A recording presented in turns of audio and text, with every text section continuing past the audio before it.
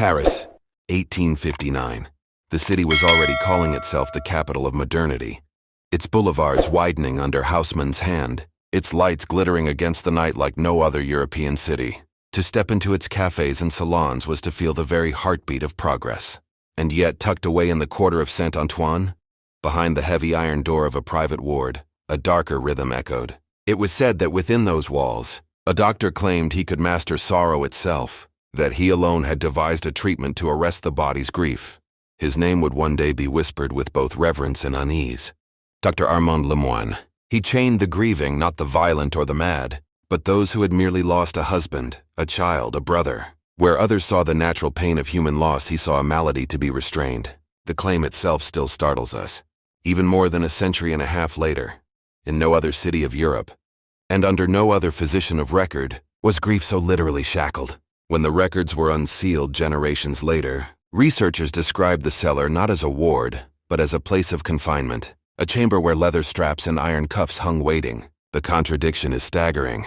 Above ground, Paris was the city of light, of learning, of love itself. Below, in shadowed corridors, sorrow was treated like a contagion to be bound. Those who survived, few though they were, spoke of the clink of chains at night, of the smell of rust and damp stone. They remembered the doctor's voice, calm and measured, insisting that their thrashing hearts would calm if their limbs were stilled. Some begged for prayers, others for laudanum, many for release. None of those cries were answered until the iron door closed behind them for the last time. For us, the listeners and readers of another age, these fragments of testimony and sealed documents draw us into a paradox.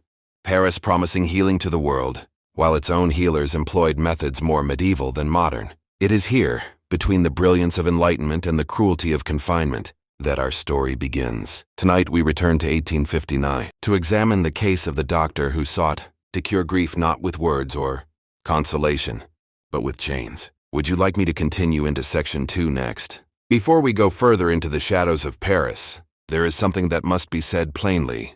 What follows is drawn from historical fragments, records, testimonies, letters that are incomplete and often conflicting. Some of what you will hear may disturb you. This story involves depictions of human suffering, restraint, and the institutional neglect of those who were already wounded by loss. It is important to remember that these were real people, living in a world that was at once more brutal and less forgiving than our own. They had names, faces, and sorrows, even if history often reduced them to mere cases.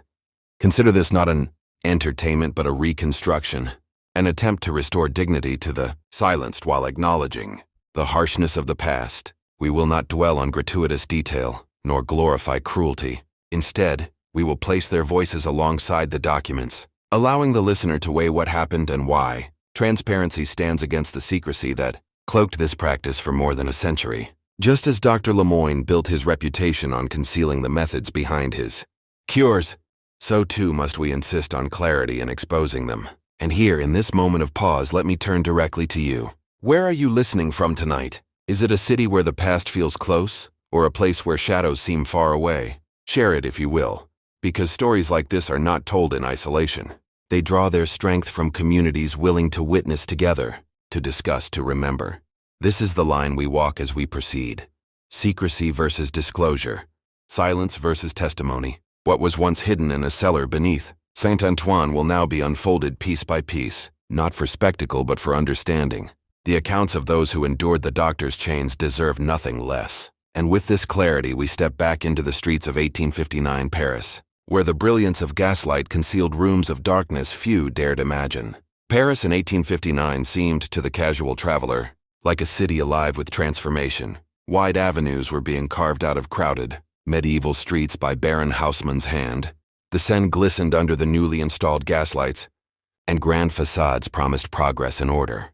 To the eye of a visitor, strolling the Champs-Élysées, or entering the Palais Garnier's rising skeleton of stone and marble, the capital of France was no longer simply a city, it was becoming a symbol. Here was civilization itself, refined and ordered where reason reigned. But step away from the boulevards, turn into the side alleys of Saint-Antoine, and the picture darkens. In cramped tenements, the smell of damp wood and coal smoke hung heavy. Entire families were pressed into rooms meant for one.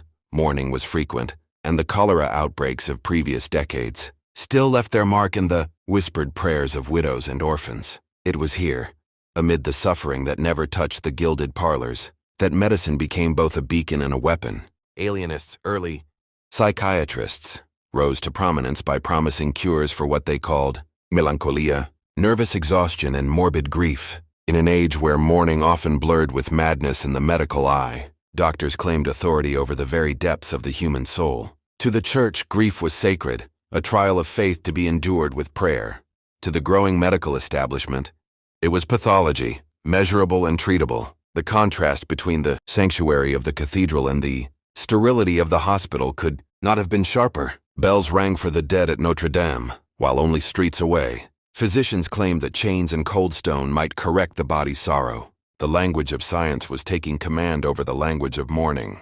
In this climate, Dr. Armand Lemoine built his reputation. He was a man of refinement, known to attend the opera and dine with colleagues in the Marais. His published notes spoke of grief as a convulsion of the nerves and of restraint as a necessary quieting mechanism. He moved comfortably among Parisian elites who saw in his methods the same rational clarity that was remaking the city itself. Yet in the wards beneath Saint-Antoine, the patients entrusted to him were not society's privileged. They were seamstresses broken by loss, veterans haunted by absence, children who had seen too much death. Here the grand contrast of Paris sharpened, light and dark, surface and depth, promise and betrayal. Above, architects and statesmen boasted of progress. Below, chains clinked in dim corridors. As grief itself was treated like a disease to be punished, the city's duality, its brilliance and its cruelty, was embodied in Lemoine's practice. And while Paris told the world it was the city of enlightenment, its shadow told another story, one far harder to reconcile. Dr. Armand Lemoine was not the first French physician to suggest that sorrow belonged to the clinic, but he was among the boldest to proclaim that grief itself could be restrained. His published treatises, delivered in the hushed halls of the Société Médico-Psychologique, spoke with a cool precision. He argued that bereavement was not simply a matter of the spirit but a convulsion of the nervous system, a kind of fever that gripped the body and would not let go. The sobs of the widow, the trembling hands of the orphan, the sleepless nights of the soldier, he categorized them as symptoms of a neural storm. Left unchecked, he claimed, these storms corroded the very fibers of the mind. His solution was stark: immobilization. If the body could be bound, the storm would burn itself out. The contrast could not have been more striking, where priests still counseled prayer, and poets exalted mourning as proof of love. Lemoine described grief in the language of disease, what the faithful considered a sacred passage, and what families accepted as an unavoidable ache of human life, he labeled as pathology, and in place of consolation he prescribed chains. In his logic, sorrow was not to be endured but suppressed, not to be expressed but silenced. To many of his peers, eager for medicine to claim dominance over the mysteries of the soul, this sounded like progress. The documents that survive show how carefully he justified his method. In one surviving pamphlet, yellowed and brittle with age, he wrote, "When the grieving subject is permitted free movement, paroxysms of the nerves are amplified by the body's excesses. By restraining the limbs, we arrest the self-injury of sorrow, allowing calm to enter where chaos would reign." These words, clipped and clinical, mask the reality of iron shackles on human skin, yet they reveal the heart of his theory: to cure by stillness, to silence grief by force. Artifacts from his ward tell the same story. Patient logs describe episodes resolved through immobilization and sobriety of affect, restored after restraint. Each entry bears the stamp of scientific authority, though the human cost is visible between the lines.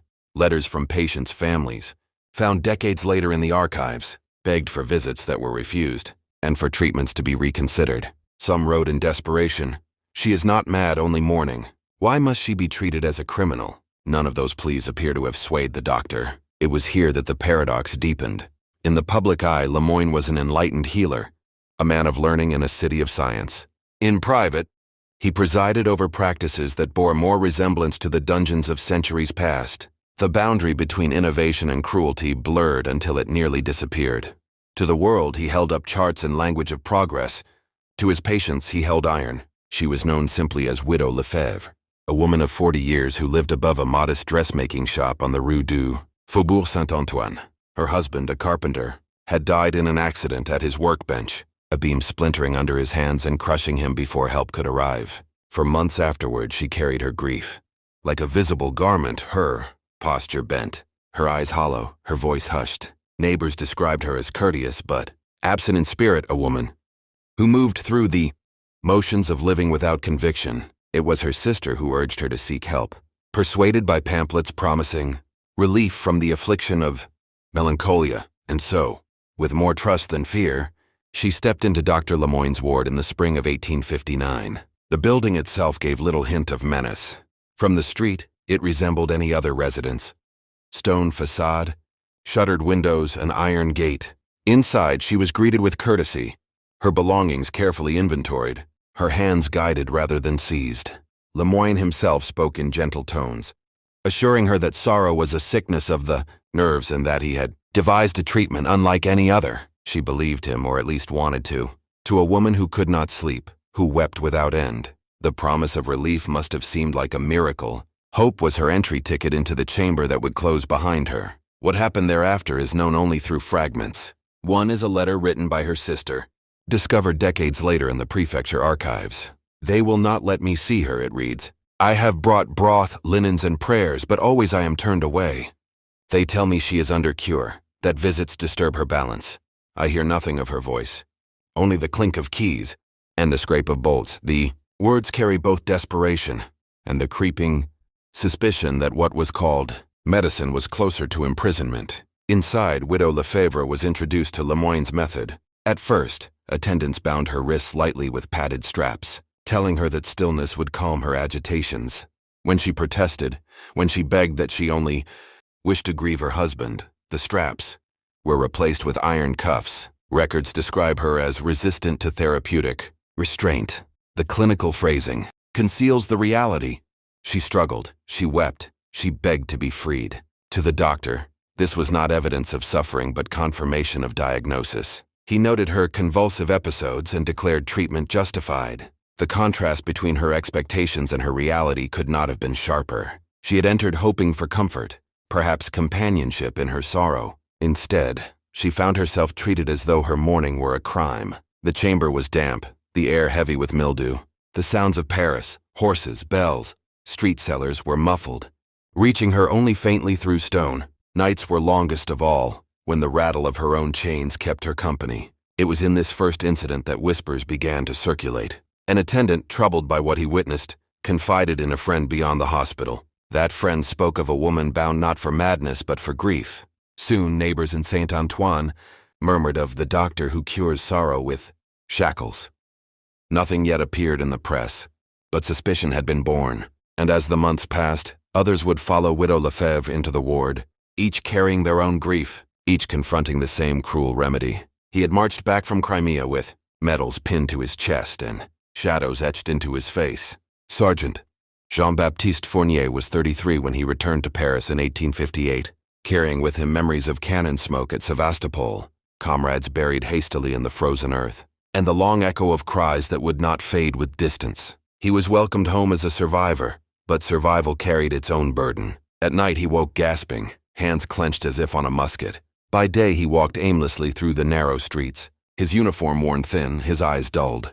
It was not madness that gripped him, but grief for the men left behind, for the innocence stripped away, for the silence of his own household where no wife nor child awaited him. A friend in the regiment, concerned by his decline, steered him toward Dr. Lemoine. The doctor's name by then carried a reputation for addressing the distress of the nerves, and Fournier, desperate for rest, allowed himself to believe. After all, the battlefield had been a place of command and certainty. Why should not the clinic also offer discipline, a path to order? He presented himself at the ward, wearing his medals like talismans, trusting that a city which honored him as a soldier would also heal him as a man. The notes in Lemoine's logbook are concise. Subject exhibits violent weeping, startles at small noise, clutches chest as though under fire. Prescribed immobilization. Beneath those words lay the reality. Fournier's broad frame was strapped down upon a narrow cot, wrists locked in iron cuffs, ankles tethered. When he protested, when he demanded treatment befitting a veteran rather than a criminal, his cries were recorded clinically as resistance. He was told that chains would steady his racing heart, that his tremors would subside once his body no longer had liberty to convulse. In truth, the shackles only deepened his torment. The contrast of his life was brutal. He had endured trenches where shells burst overhead, yet he found captivity in the very city he had defended with blood. On the battlefield, pain was shared among comrades. Here, his suffering was solitary, hidden beneath stone vaults. The language of honor outside, the parades, the accolades, was inverted within the ward, where the same man was reduced to a trembling specimen under restraint. Evidence of this second case survives in a letter written by Fournier himself, smuggled out through a sympathetic orderly. Addressed to the prefecture of police, it pleads, "I am no lunatic. My grief is my own, born of service to France, yet I am chained like a criminal. I ask only for liberty to walk, to breathe, to remember my brothers with dignity." The letter, fragile and ink-blotted, was filed but never acted upon. In the margin, a clerk's neat hand added, "Referred to medical authority. No action required." Thus the institution chose silence over investigation. Neighbors began to whisper again, this time with greater urgency. How could it be that a soldier, honored for valor, was confined as though his mourning were disease? Rumors spread from barracks to cafes, where veterans muttered uneasily that the doctor of Saint-Antoine treats sorrow as rebellion, yet without proof. The words faded into gossip. Fournier remained in his cot, a prisoner of chains, his medals stored in a small wooden box at the foot of his bed, a cruel reminder of the freedom he had earned but could not claim. This second incident widened suspicion. It was no longer only widows or seamstresses, the poor and voiceless, who suffered. Now a soldier, emblem of France itself, had been silenced in iron. And still, behind the hospital's iron door, Lemoine carried on his treatments. Untouched by public scrutiny, the pattern of cruelty had begun to take shape, though its full measure was not yet visible. She was only 14 when she was admitted, a girl without family and without future. Her name was Marie Delaunay, and she came from one of the cholera-stricken quarters along the canal. The epidemic had taken her parents, her younger brother, and nearly every familiar face on her street. Left in the care of a charitable parish, she was described as inconsolable, prone to sudden sobs, and unable to eat or sleep. What others recognized as the raw, natural grief of a child was labeled by a parish priest as morbid sorrow. He, believing in the promise of medical progress, referred her to Dr. Lemoine's ward. In that decision, hope was twisted into betrayal. The attendants recorded her arrival in spare words. Female, age 14, presenting with grief, frequent weeping, poor appetite. Prescribed immobilization, that last phrase concealed the reality of her confinement. For Marie, the cellar of Saint-Antoine was no clinic. It was a cavernous chamber with stone floors slick from damp, where the air smelled of rust and mildew. Chains hung from hooks in the wall, their metal stained dark from years of use. The girl, slight and trembling, was placed on a narrow cot and fitted with leather straps at wrists and ankles. She was told that the restraint would help her sleep. Instead, it magnified her fear. The contrast between her innocence and her treatment could not have been sharper.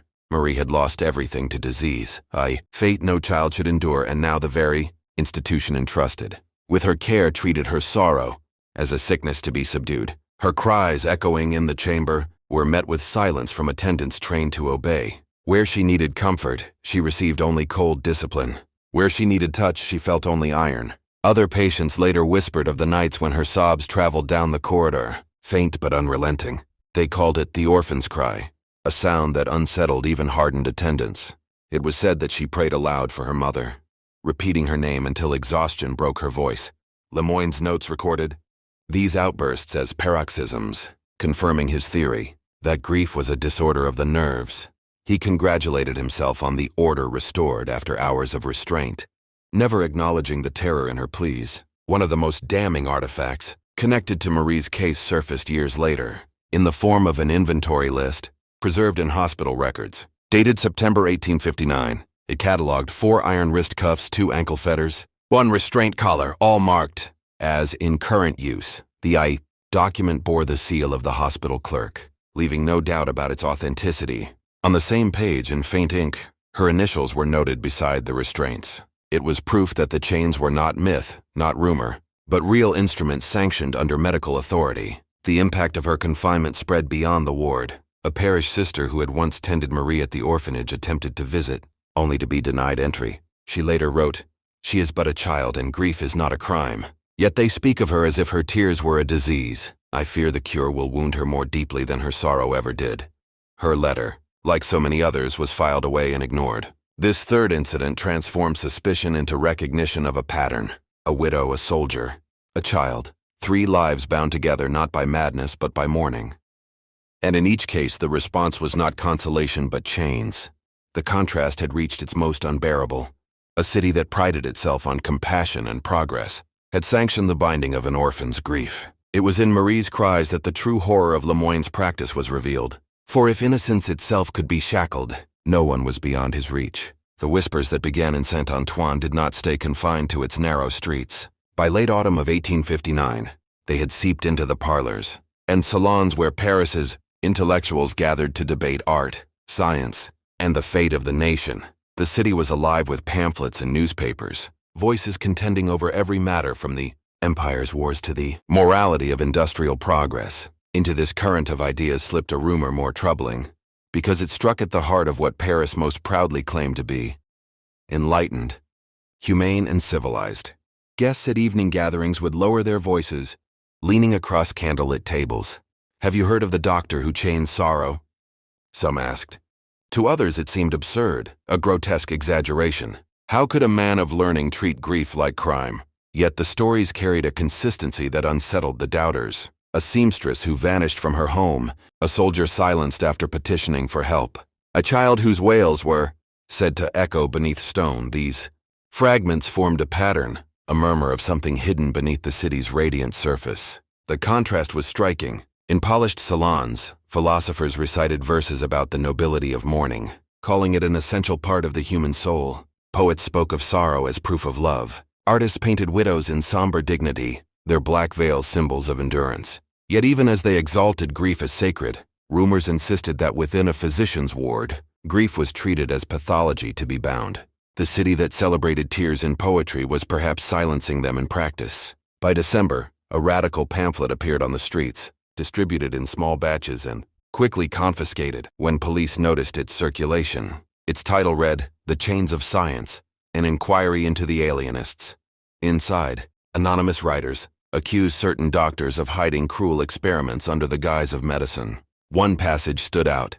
"They have found a new madness, the madness of mourning. And for this they prescribe irons, as though sorrow itself were treason."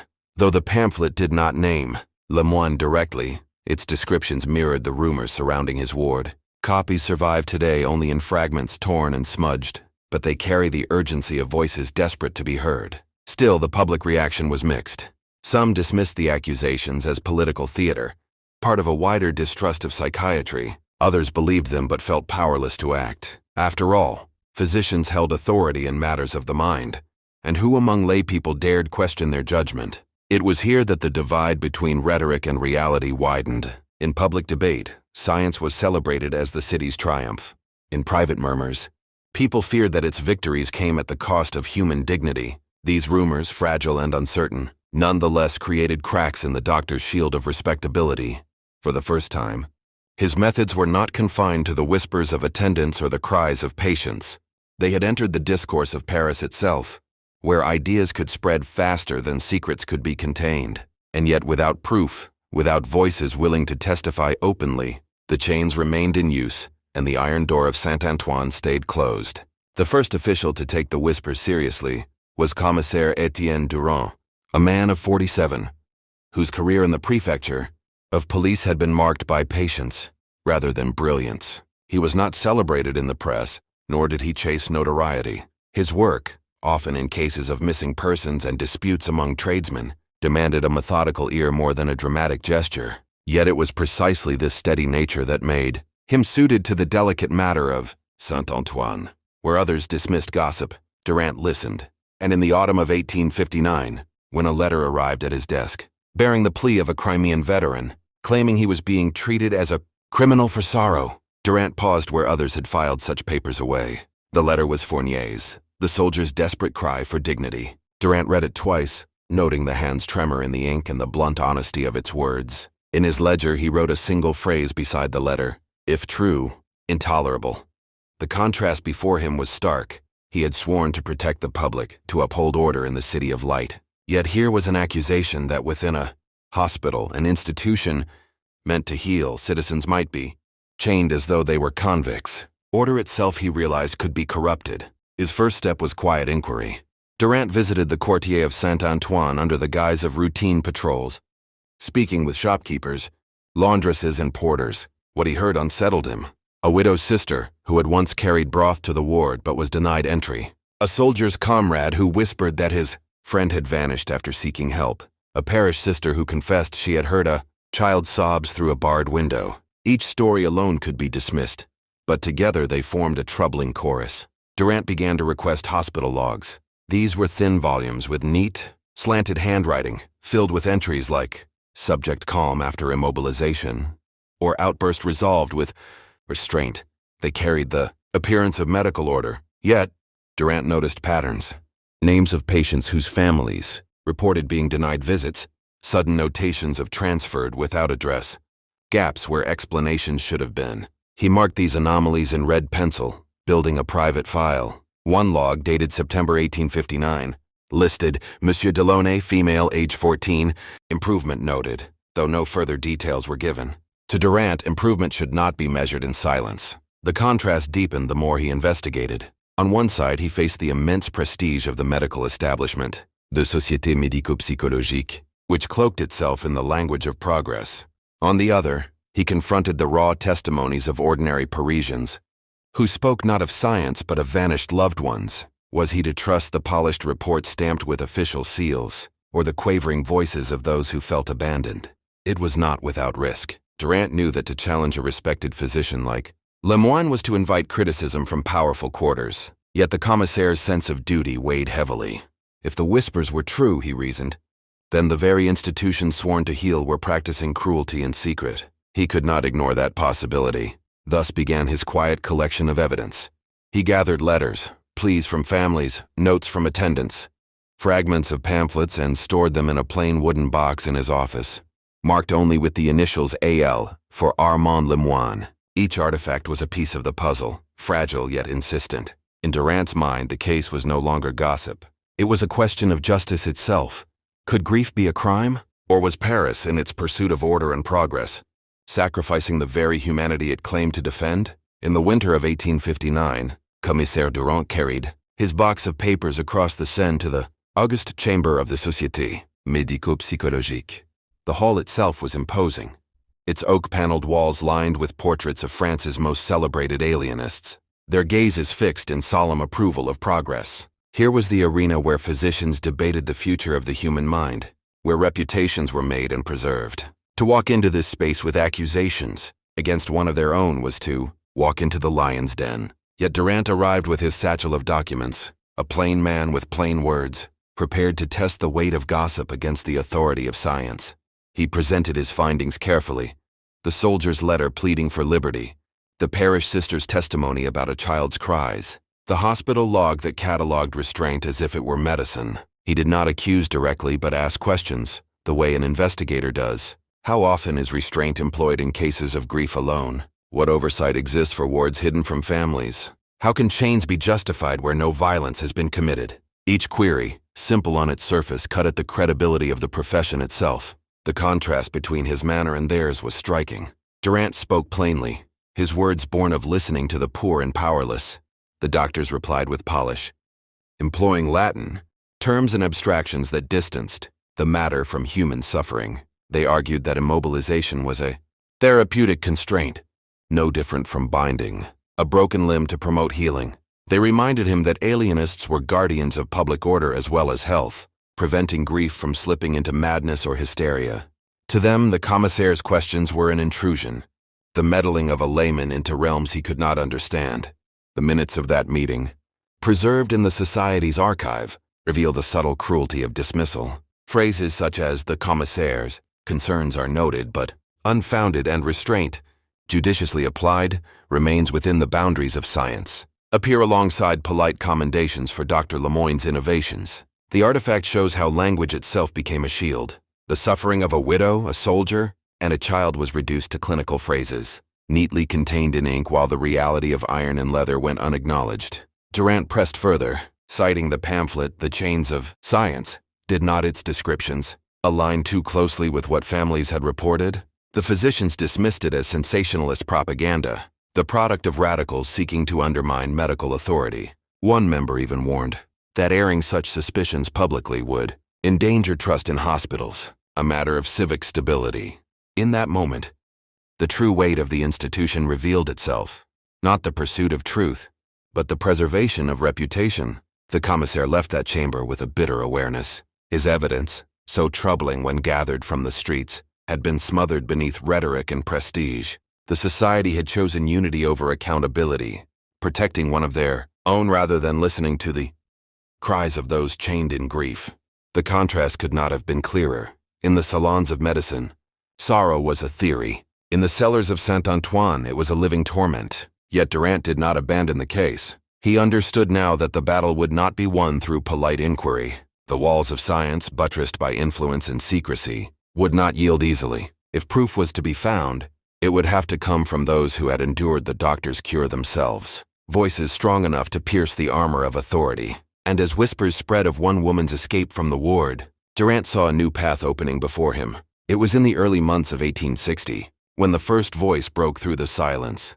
Widow Lefebvre, the seamstress who had entered Dr. Lemoine's ward with a fragile hope of relief, managed what few believed possible. She escaped. Accounts differ as to how she accomplished it. One version tells of an orderly, moved by pity, who accepted a small bribe from her sister and unlocked a door during the night. Another suggests that a lapse in vigilance left a key unattended. Whatever the truth, she slipped from the cellar with wrists scarred by iron and a body weakened by months of restraint, and she returned to the world of the living determined to be heard. Her testimony, recorded later by Commissaire Durant, remains one of the most haunting documents of the case. She spoke not in abstractions but in vivid detail. She described the first day of her arrival, the kind words, the promise of healing, and then the descent into confinement. She remembered the smell of rust on her wrists, the way the iron grew cold at night and burned in the mornings, the stillness forced upon her even when her body longed to tremble and release. She told of lying awake while the cries of a child echoed down the corridor, of hearing the guttural sobs of a soldier who beat his chains against the cot until his hands bled. Durant's notes, still preserved in the prefecture's archive, include her words. I was not mad, I was grieving, yet they bound me as if I were dangerous. They told me stillness would cure me, but stillness was another death. I prayed for my husband, and when I cried aloud, they tightened the straps. Her account turned the abstract suspicion of cruelty into a tangible truth. No longer was it rumor. It was lived testimony, etched into memory and flesh. The contrast between her life before and after the ward was devastating. Once she had been a working woman, poor but dignified, sustained by the rhythms of sewing and the solace of family. After her escape, she was marked. Her body carried the physical signs of confinement. Her voice was brittle, her gaze often distant. The city outside had continued to bustle and grow, yet within her, time remained frozen in the cellar's darkness. She spoke of freedom with gratitude, but it was a freedom poisoned by scars. Yet even as she testified, her credibility was undermined. The physicians of the Société Médico-Psychologique dismissed her words as hysteria, the imaginings of a woman weakened by loss. They pointed to her sobbing and trembling as proof that she was unreliable. Some accused her of exaggeration for attention. Others claimed she had fabricated her story to disgrace a respected doctor. Here again was the cruelty of institutions. Testimony was measured not by truth but by the convenience of its implications. Durant, however, believed her. He documented her words with care, sealing her testimony alongside the letters, logs, and pamphlets he had already collected. For him, this was the crack in the armor he had sought. Where evidence on paper could be explained away, the trembling voice of a survivor could not so easily be silenced. He began to gather corroborations, seeking out other families, other whispers, building a fragile chorus that could one day overwhelm the denials of the medical society. For Widow Lefebvre, survival came with a cost. She bore the burden of memory, the knowledge that others remained behind the iron door. I hear them still, she confessed in her final statement to Durant. The chains, the crying. I left, but they are still there. Her escape illuminated the darkness, but it also cast into sharper relief those who remained imprisoned. The paradox was cruel. Freedom for one, silence for many. By the spring of 1860, Commissaire Durand's patience had reached its limit. The testimony of Widow Lefebvre weighed heavily on his conscience, her trembling voice echoing in his mind each night as he reviewed the papers stacked in his wooden box. He knew that to leave her words unheeded was to become complicit in the silence that had protected Dr. Lemoine for so long. The question was no longer whether cruelty had been committed, but whether the state itself would dare to expose it. Durand resolved that the whispers, the logs, the pleas, and now the survivor's testimony must culminate in action. The time for quiet inquiries had ended. He prepared with care. Unlike the Society of Physicians, whose unity shielded them in rhetoric, Durand could not act alone. He convened a small circle of allies within the prefecture, men not given to grandstanding, but who respected his judgment. He presented them with the evidence, Fournier's desperate letter, the hospital registers with their evasive notations, the pamphlet, the chains of science, and most damning of all, Lefebvre's testimony. These were not gossip but artifacts, each bearing weight. His argument was stark. If the hospital was indeed chaining the grieving, then Paris's honor was in question. A city that prided itself on enlightenment could not hide such barbarity within its walls. The plan was devised under cover of bureaucratic formality. Durand requested an inspection order on grounds of public welfare, citing concerns over the hospital's treatment of veterans. It was a clever maneuver, for to invoke the name of France's soldiers was to appeal to national sentiment too strong to be easily denied. Approval was slow and grudging, but by late May, the commissaire secured written authorization to conduct a formal examination of Saint Antoine's cellar wards. The raid itself began in the gray light of dawn. Durand, accompanied by 6 uniformed officers and a municipal physician as observer, approached the hospital with papers in hand. The porter at the gate hesitated, recognizing the authority of the prefecture but clearly alarmed. Word traveled quickly within the building. Before the commissaire reached the cellar door, Dr. Lemoine himself appeared, his presence calm but his eyes burning with restrained anger. He protested the intrusion, invoking science, privacy, and professional dignity. Durand, however, remained unmoved. He presented the order with a steady hand, declaring that the law of Paris demanded entry. The contrast between the physician's authority and the commissaire's duty crystallized in that moment. Knowledge versus justice, prestige versus accountability. When the iron door was opened, the stench told the truth before the eyes could adjust. The air was thick with rust, sweat, and despair. One by one, the officers moved through the corridor, their lanterns illuminating figures bound to cots, arms shackled at the wrist, ankles clasped in cold iron. The silence was broken only by the startled sob of a young girl, no older than 15, whose eyes widened at the sight of uniforms. A soldier stirred weakly, his chains rattling as he tried to rise and salute. Durand stood in the center of the ward, his jaw tight, his hand resting against the wooden hilt of his cane. This was no rumor now. It was proof, undeniable and living. The official observer, the municipal physician, wrote furiously in his ledger, noting the raw marks on wrists, the pallor of patients deprived of sunlight, the thinness of bodies confined too long. One artifact he produced on the spot was a sketch of the binding apparatus, its cruel simplicity rendered in precise strokes. These records would later serve as corroboration against any denial. But in that moment, the contrast overwhelmed all else. The shining rhetoric of therapeutic restraint collapsed against the reality of iron on grieving flesh. Dr. Lemoine, confronted, did not apologize. Instead, he defended his methods with chilling composure. He claimed that restraint was necessary, that without it grief might swell into uncontrollable mania. "You see chains," he told the commissaire, "but I see salvation. I have given them stillness, and stillness brings order." Durand replied not with debate but with command. He ordered the immediate release of the patients, his men moving quickly to unlock shackles and cut leather straps. Each sound of metal falling to stone was both liberation and indictment. The raid of Saint Antoine became, in that hour, a turning point. The officers carried with them not only artifacts and testimony, but living witnesses, men and women who could walk out of the cellar and speak of what had been endured.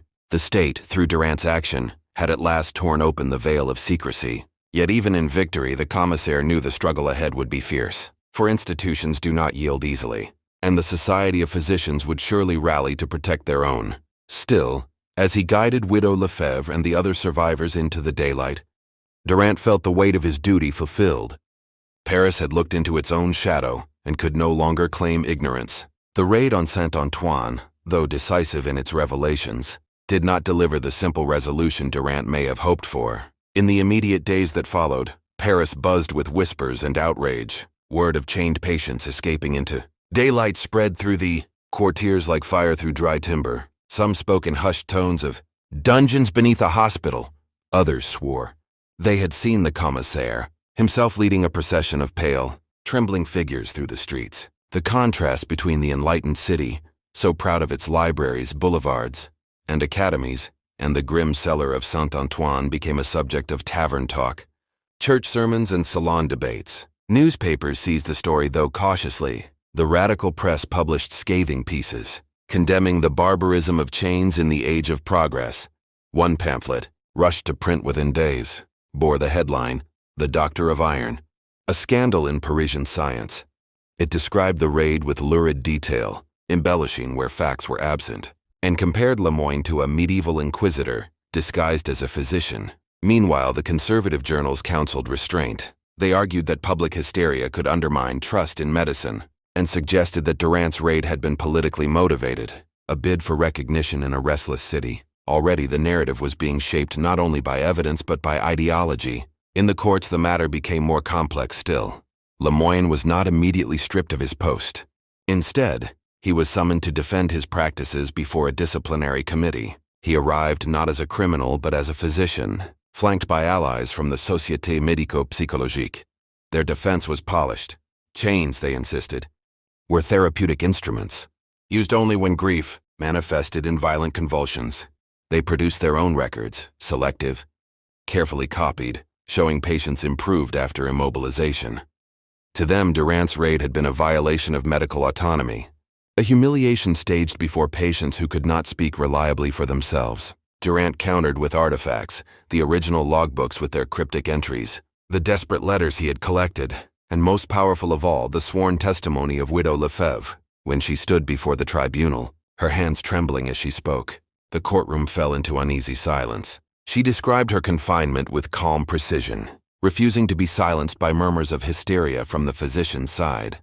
"I was grieving," she said, "not deranged. They bound me for my sorrow. If that is medicine, then it is medicine against the soul." The public, however, was not permitted to hear all of this. Portions of the proceedings were sealed, the official minutes reduced to abstractions that stripped away emotion. One surviving artifact, the redacted transcript, shows entire passages marked as inadmissible, including Lefebvre's most damning lines. Thus, the truth was preserved only in fragments, while the official record leaned toward ambiguity. The contrast sharpened as weeks turned into months. On one side, Durant and the survivors carried the weight of testimony and visible scars. On the other, Lemoine and his defenders wielded prestige, connections, and the language of science. The city itself seemed divided. Some demanded reform of asylums and hospitals, while others warned against witch hunts, against respected men of knowledge. Durant recognized with bitterness that institutions often protect themselves by drowning truth in procedure. Still, something had shifted irreversibly. The survivors' presence could not be erased. Their bodies bore the marks of iron. Their voices carried the ring of lived suffering. Even if the court sought to muffle them, their existence in public memory grew louder. Pamphlets circulated, unsigned but clearly inspired by the raid, repeating the phrase, "Grief is not madness." The phrase became almost a slogan in certain neighborhoods, painted on walls, whispered in gatherings. What had begun as a hidden practice was now a subject of open debate in Parisian streets. Durant, though weary, understood the stakes. The raid had not ended the cruelty, but it had pierced the veil of secrecy. What followed would be a battle not only for justice but for memory itself. Would Paris remember Saint-Antoine as a scandal corrected, or as an inconvenient truth buried beneath prestige?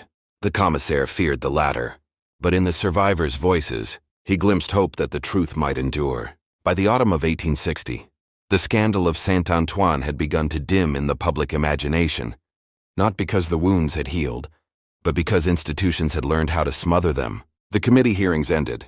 Without clear verdicts, Dr. Lemoine was neither vindicated outright nor punished severely. Instead, the case dissolved into that ambiguous space where official records declared inconclusive findings, a phrase that suited the needs of authority, while leaving survivors in limbo. It was a resolution designed less for truth than for convenience. one that allowed the Société médico-psychologique to preserve its dignity, while assuring the state that the matter had been attended to. Durant discovered the final insult when he requested access to the tribunal's full proceedings. His petition was answered with a single line stamped in heavy ink. Archives sealed until further notice. The contrast was brutal. In his private box at the prefecture lay the raw artifacts, letters smudged with desperation, registers that revealed gaps and evasions, testimonies marked by trembling hands. In the state's archive, however, the scandal had been transformed into sanitized abstractions, where Durant's evidence cried out with human suffering. The official record whispered only of therapeutic measures and disciplinary review. Newspapers, once eager to fan the flames, shifted their attention elsewhere. Political unrest, foreign campaigns, and the grand projects of Baron Haussmann provided fresher headlines. The scandal of a single doctor's methods seemed almost provincial compared to the monumental reshaping of Paris. Even pamphlets that had circulated so boldly months before began to vanish, confiscated under ordinances against incitement to public disorder.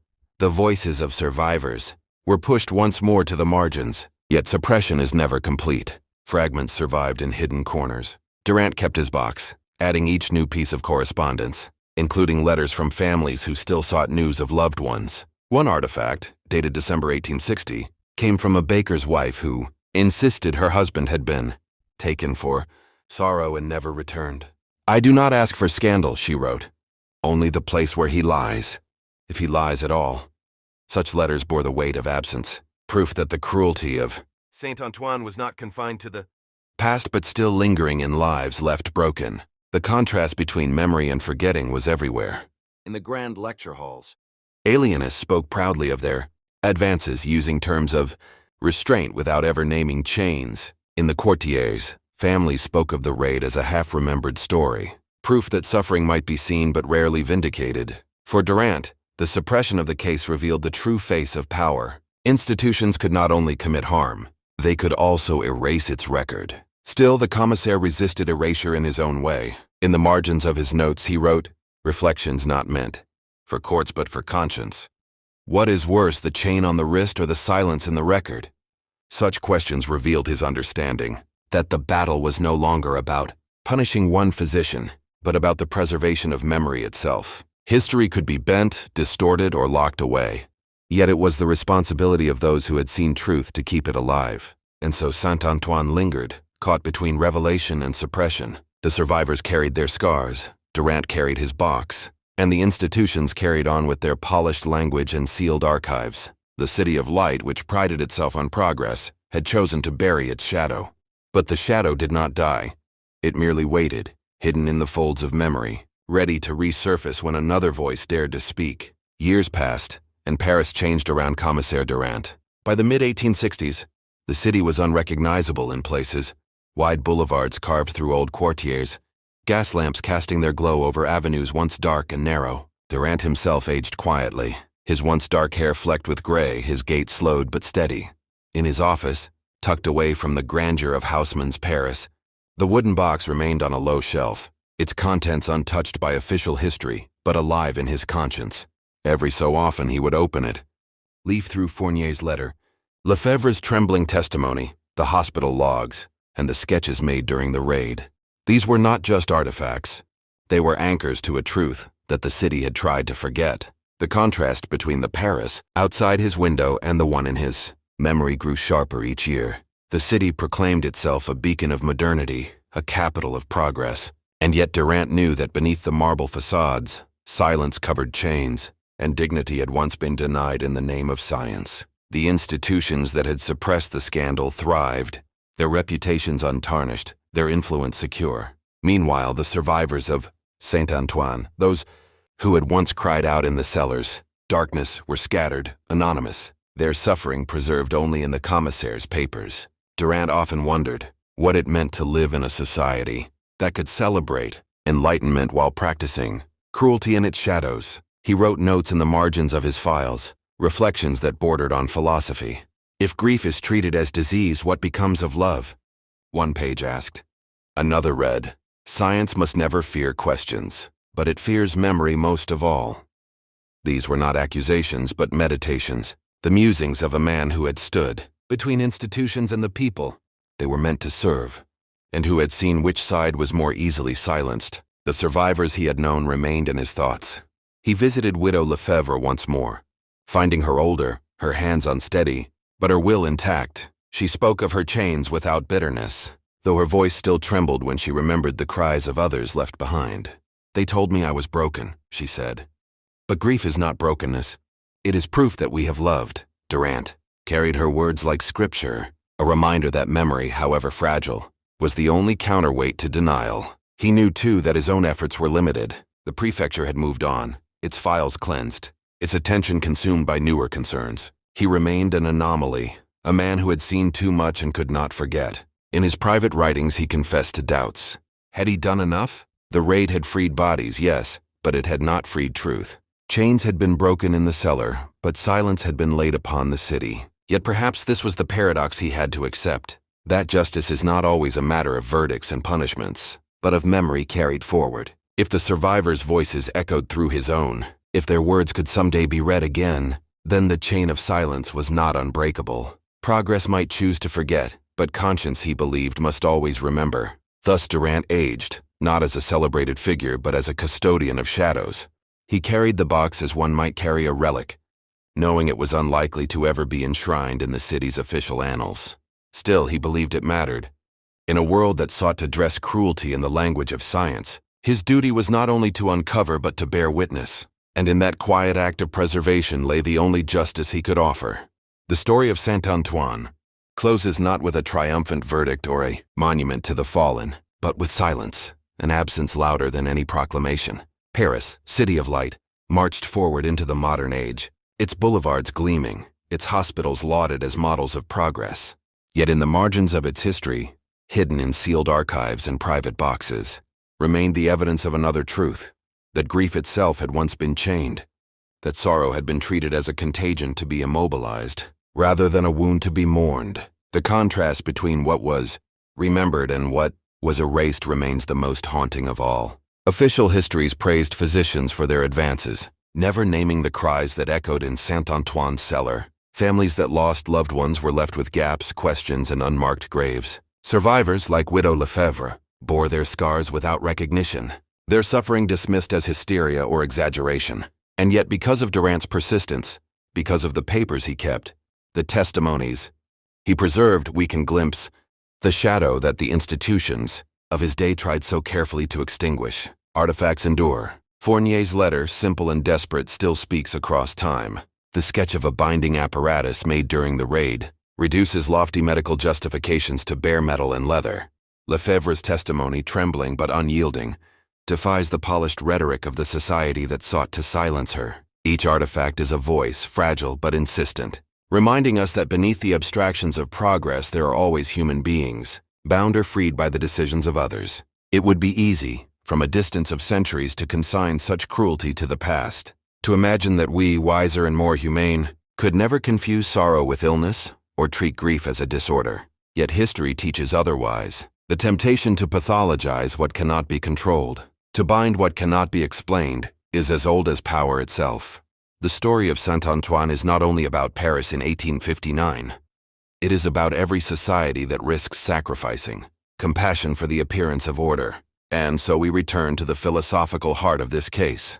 What does it mean to treat grief? To bind it is to deny love, for grief is love transformed by absence. To dismiss it as madness is to refuse the humanity of the sufferer. True progress, perhaps, is not in the chains we devise, but in the patience to listen, the courage to remember, and the humility to accept sorrow as part of the human condition. This is why we tell this story, not for spectacle but for witness, not to sensationalize pain, but to honor those whose voices were nearly erased. Their suffering demands remembrance, and their endurance asks us to reflect on our own choices. When faced with grief in our time, will we bind it, medicate it, silence it? Or will we sit beside it, hear it, and allow it to speak? As this account closes, the responsibility passes to you, the listener. History is never finished.